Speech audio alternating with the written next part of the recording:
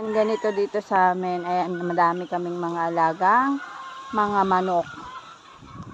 Dahil nga medyo masama ang panahon dahil ulanan, ayan, kaya medyo nagpuputik-putik sila. Ayan, dami kaming mga alagang manok, ibang lahi ng mga manok. Ayan. Ayan, mga manok yan. And then may manok din kami dito na ayan, yung kulay red. Red Rhode Island ba yan? Ayan, nangingitlog ng organic. Ayan sila.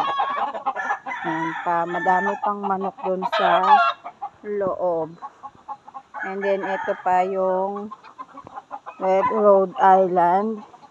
Nangingitlog ng organic. Ayan, nandun sa loob. And then ayan pa yung may mga lahi.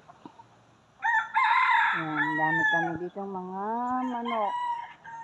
Then ito nga pala yung kita nyo itong puno namin ng papaya. Ayan, ang baba lang yan. And then ang dami-daming bunga. Ayan o, ang daming bunga. Pang tinola dahil may manok na. Ayan.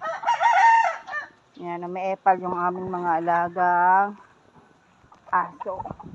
And then ito naman yung babuya namin. Ayan, may mga alagang mga baboy.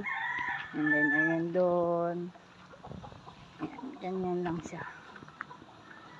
Ganito ang buhay dito sa amin sa probinsya.